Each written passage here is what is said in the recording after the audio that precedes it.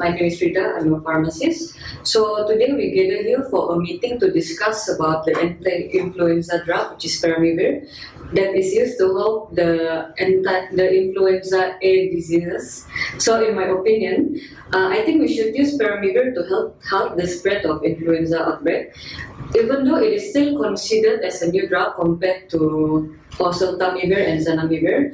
It is still a highly effective drug in preventing and stopping the spread of influenza virus strains with pandemic potential. Yes, I agree with Ms. Prida's suggestion. Overall, peramivir is demonstrated as effective or more effective in some cases as compared to other neuraminidase inhibitor in animal experiments. So how does the peramivir act to counteract the influenza viruses? The peramivir plays an important role as the neuraminidase inhibitor. The viral neuraminidase causes the viral particle to be released from the infected cells and create the neuraminic acid, which is also known as the salicylic acid from the glycoprotein on the host cell, causing viral replication. Okay, the peramivir will actually function to block the viral neuraminidase cleavage activity and then block the viral replication. So when the peramivir is bound to neuraminidase, salicylic acid cannot be removed from the cell surface. Okay, then for that newly synthesized virus will remain immobilized and virus infection can be inhibited. Okay, besides that, let us have a look at the structure of peramivir first.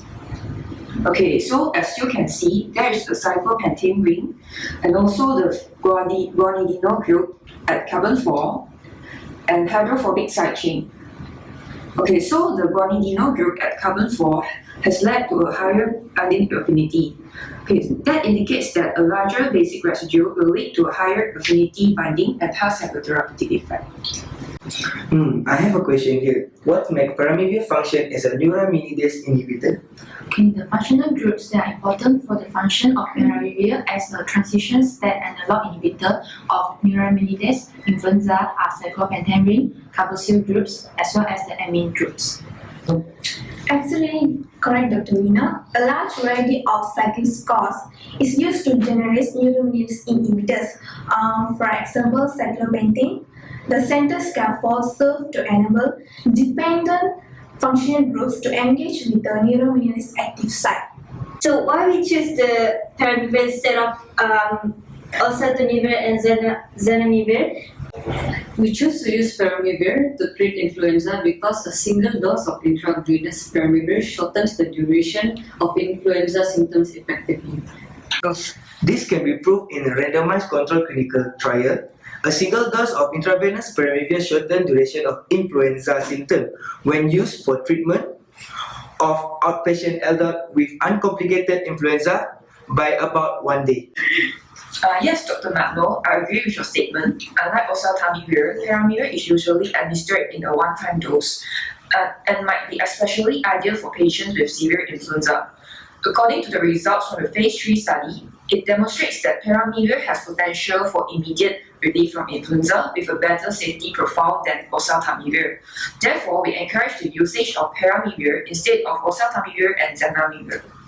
Okay, what if the patients are also suffering with the renal impairment at the same time?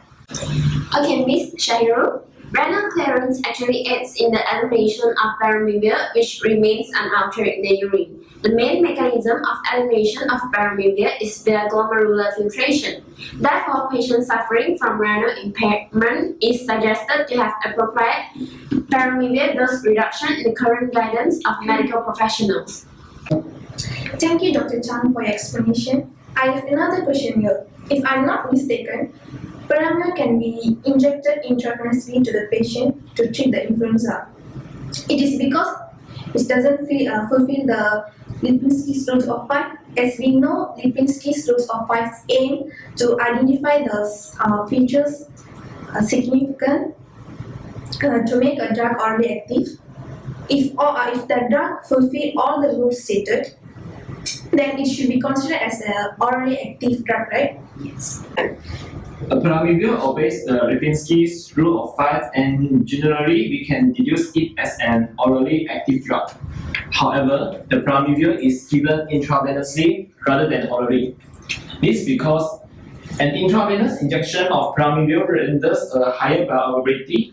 Since the calculated log P value of the peramivir is positive 0.7, which is more than positive 0.5, to consider it lipophilic. So, in this case, do we need to consider the absorption of peramivir to the gut wall? Okay.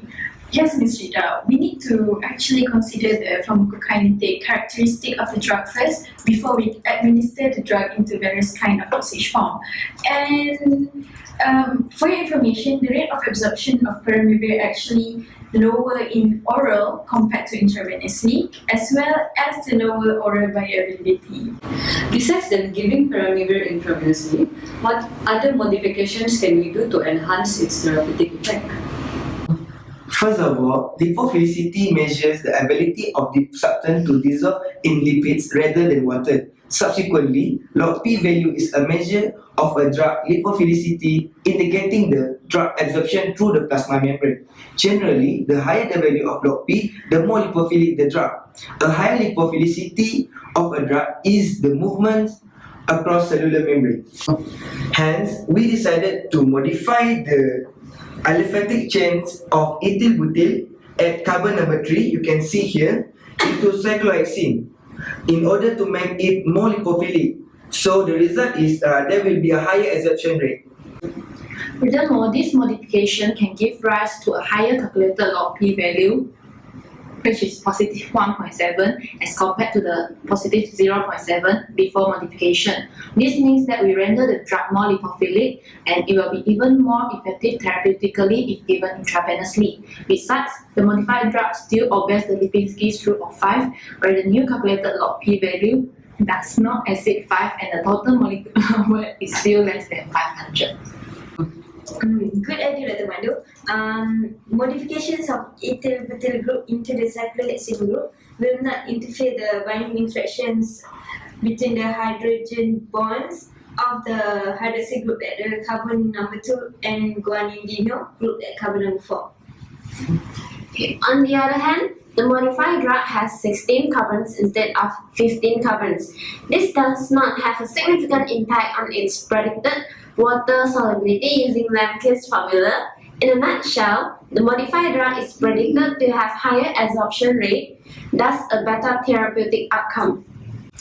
Besides then the modification that you said before, my team and I had also discovered a way to modify peramivir in order to obtain a better therapeutic outcome. So we focused on the molar refractivity of the peramivir and found out that a slight modification on molar refractivity can enhance its binding interaction. So Dr. Tivia, can you explain to them how the modification works? Of course. Thank you, Dr. Rida.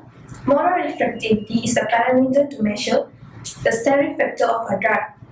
As we observe that the methyl group at carbon 3 is called steric group, which possibly hinders the hydrogen bonds of the hydroxyl group at carbon number 3. Therefore, we replace the methyl group with hydrogen atom which is less steric. A decrease in the steric factor of the modified peramivir as compared to that of the original peramivir. As a result, the modification is believed to enhance the binding interaction of the drug with its target enzyme.